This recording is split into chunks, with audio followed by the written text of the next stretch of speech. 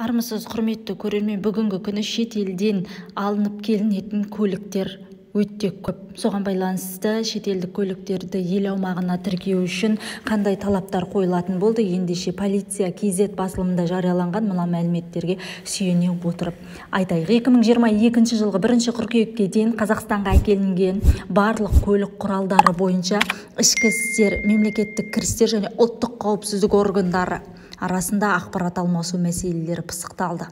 Мұндай автокөліктер туралы мәліметтерді ішкі істер министрлігі белгіленген мерзімнен кейін әкелінген автокөліктерді заңдастыруды болдырмау үшін жинақтайды.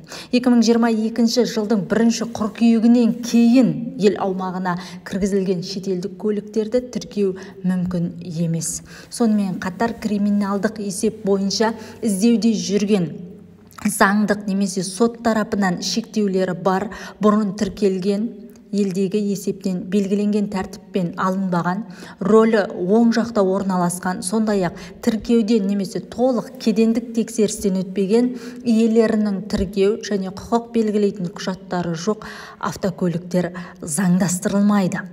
Бұдан бөлек, криминалдық автокөлікті тіркеуді болдырмау мақсатында көлік бойынша ақпарат бұрынғы тіркелген елдердің құқық қорғау және кеден органдарымен міндетті түрде салыстырылмақ. Еске салайық, Қазақстан президенті Қасым-Жомарт Тоқаев еліміздің автокөліктерді әкелудің заңсыз арналарына тосқауыл қою үшін шешуші шаралар қабылдауды тапсырған болатын.